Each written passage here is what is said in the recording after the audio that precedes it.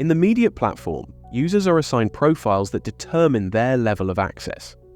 Based on their profile, a user can view all testbeds implemented, one or more specific testbeds.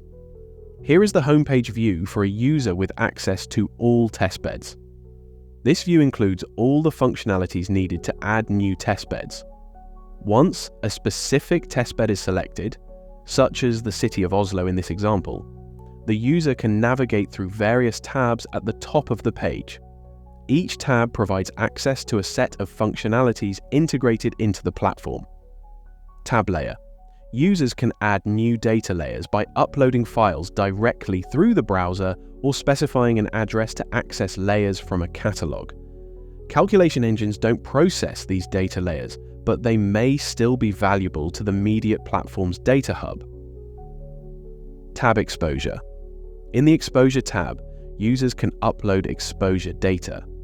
A template is provided in the required format for uploading data, which may include details on buildings distributed across various city zones or individual buildings. Users can upload data via an Excel file containing each building's taxonomy characteristics and a shapefile providing the geographical location of the assets. This feature allows decision makers to consider potential exposures, supporting city expansion planning by accounting for the impacts of various risk mitigation strategies. Tab hazard. In the Hazard tab, users can upload hazard or multi-hazard maps. Each hazard file can be associated with metadata, like a coastal flooding map with a 100-year return period. Like the Exposure tab, users can upload a mitigated hazard scenario, enabling the platform to visualize the effect of mitigation measures regarding risk reduction. Tab risk. Users can perform risk analyses based on available exposures and hazard, multi-hazard data in the Risk tab. This tab includes functionalities for conducting risk assessments with or without mitigation measures. For example, a risk map is generated for Oslo's exposure database and river flood with 250 years return period. No mitigation actions are applied here. The scenario runs in real time, allowing users to quickly access results within the platform. For example, affected assets are displayed on the map. Red dots represent residential buildings that have suffered significant damage and require evacuation. In contrast, white dots represent damaged but still usable buildings. Critical buildings like hospitals and schools are shown with red, yellow, and green icons.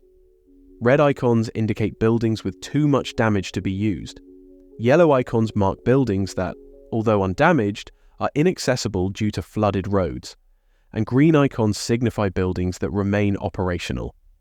The platform also evaluates the usability of the roadway network, highlighted in red for unusable roads, and considers power outages based on damage to electrical towers. Yellow areas on the map indicate regions without electricity. Scenario results can be downloaded in a spreadsheet format.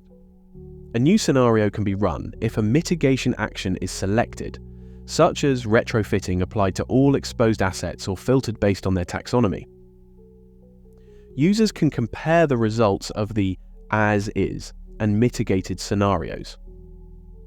Mitigation actions can be applied across the entire testbed or to a user-defined area, selected by sketching a polygon on the map.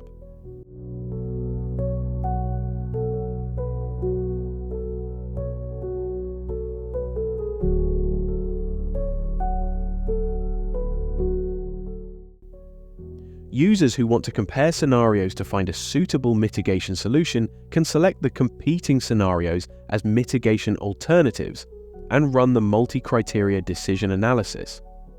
This example compares the scenarios corresponding to the compound effects of the coastal and riverine floods. This compound hazard corresponds to the combination of 100 years return period river flood and 200 years return period coastal flood.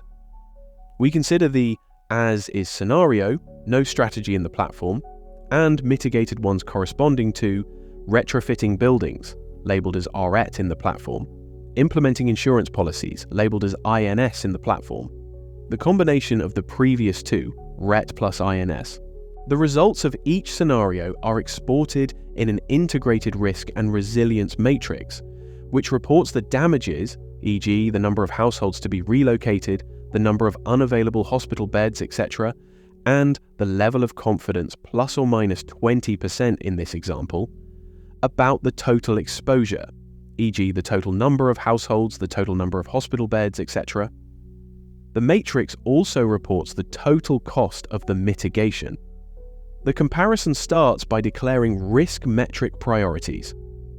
The user should use the serious game designed for MEDiate's DSS platform to find the collective priorities of the risk metrics among all decision makers and community representatives. Once the priorities of the risk metrics are uploaded to the DSS as rankings, the user can run a multi-criteria decision analysis and get the MEDiate results. The pie chart presents an initial overview of the results. It shows the level of belief in the suitability, optimality of each competing mitigation scenario based on the risk assessment combined with the collective priorities of stakeholders fed to the DSS as rankings. Thus, it shows how many and which mitigation strategies are worth considering further. In this example, the mitigation strategies of retrofitting, insurance, and their combination received almost the same level of belief as suitable mitigation strategies. Based on these results, there are 3 viable options for further consideration. Pairwise comparisons between these best strategies indicate how strong they are compared to each other. After the pairwise comparison of their optimality, the bar chart provides a more detailed picture of the strategy's benefits. The width of the bars shows the total benefit score of each scenario, and each piece of the bar represents the contribution of mitigating one risk metric to the overall benefit of that scenario. In this example, insurance's primary benefit as a mitigation strategy is its low cost. Retrofitting and combining it with insurance can reduce building repair costs and mitigate damage. Any change in their priority can affect the ranking of the risk metrics and be expressed through the serious game. If the user provides a different set of rankings prioritizing low mitigation costs, the results of the MEDiate analysis will change. As the new pie chart shows, insurance receives a higher level of belief as an optimal solution. As evident in the new bar chart, most of the benefits of the insurance mitigation strategy come from its low mitigation cost.